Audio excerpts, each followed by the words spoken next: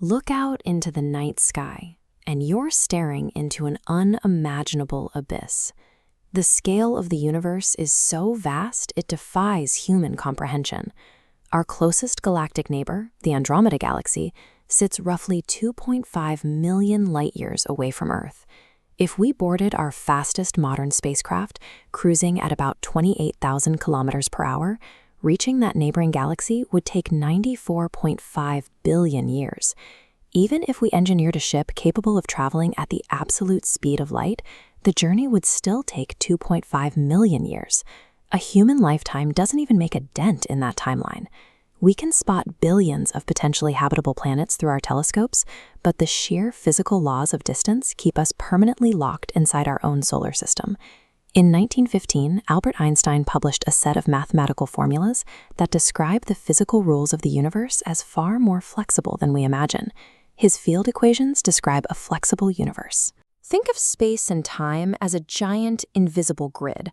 Place a massive object, like a planet or a star, onto that grid, and its physical weight causes the fabric of space to curve and bend downward. Because these equations are highly complex, they can be solved in multiple ways. Just like a high school quadratic equation can have more than one correct answer, Einstein's math holds multiple valid outcomes. 1 year later, physicist Carl Schwarzschild solved the equations for a specific extreme scenario. If an object became infinitely dense, it would stretch that space-time grid down so far, so steeply, that the entire region would pinch off from the rest of the universe. That purely theoretical math problem predicted the existence of black holes, an entire century before scientists finally captured a photograph of one in 2019. Einstein's formulas correctly mapped out black holes long before we knew they existed. If the math was right about that extreme reality, the other bizarre solutions hiding in his equations might also be real. By 1935, Einstein and his colleague Nathan Rosen published a second valid mathematical solution derived from those exact same field equations, the Einstein-Rosen bridge. Imagine a two-dimensional map with two distant points, A and B. You could draw a straight line to travel between them, but if you fold that physical space in half, those 2 points touch. You can step between them instantly through a short bridge. Physicist John Wheeler later gave us a simpler way to picture this. Think of an apple. A bug can crawl all the way around the outer surface to reach the other side, or it can chew a direct tunnel straight through the center. Wheeler called this shortcut a wormhole. We live in a three-dimensional universe, so a folded shortcut through our space-time wouldn't look like a flat hole in the ground. It would appear as a three-dimensional spherical orb. When the movie Interstellar depicted a wormhole near the orbit of Saturn, NASA helped design it. They relied heavily on real scientific models to show exactly how a spherical tear in space would actually look. A wormhole doesn't require us to fly faster than light. It bypasses the cosmic speed limit by folding the map itself, turning a million-year journey into a trip that takes mere minutes. There is a massive catch. To physically tear open a tunnel in spacetime, you need an overwhelming amount of gravitational force, the kind only a black hole can provide. Any spacecraft entering that environment would be crushed and permanently trapped. In 1964, Russian cosmologist Igor Novikov highlighted a third mathematical solution to the equations, providing a theoretical exit door, the white hole.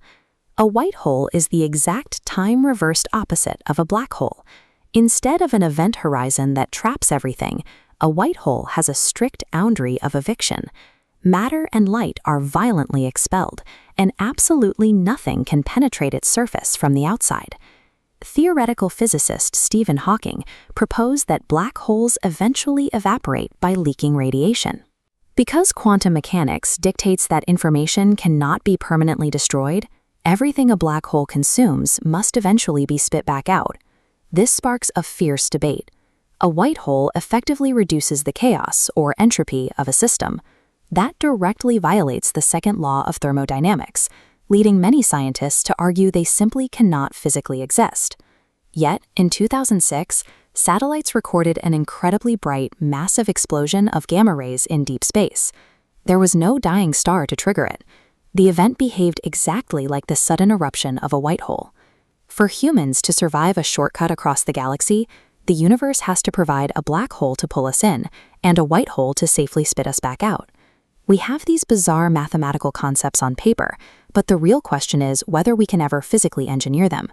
In 2015, researchers moved past theoretical physics and built a magnetic wormhole right inside a laboratory. Every magnet has a north and a south pole, but using high-temperature superconducting materials, scientists managed to split them. The magnetic field entered one point in the device, traveled through an invisible gap, and emerged at a completely separate location. Scaling this up to manipulate gravity remains a monumental challenge, but the 2015 experiment provides a physical demonstration that the geometry of a spatial tunnel exists outside of a chalkboard. There is a fourth radical solution hiding inside Einstein's formulas, proposed by theoretical physicist Miguel Alcubierre in 1994. Instead of drilling a tunnel, the Alcubierre drive moves a ship faster than light without using massive engines. It creates a bubble that violently compresses the fabric of spacetime in front of the ship and rapidly expands the space behind it, surfing the vessel forward. Black holes, wormholes, white holes, and warp drives. All of these concepts originate from the exact same mathematical blueprint written down in 1915. Right now, we are sitting on Earth, firing primitive chemical rockets into the sky just to reach our own moon. If we are ever to leave our galaxy, it likely won't be through the brute force of a faster engine, but by exploiting the precise spatial distortions permitted by the laws of physics.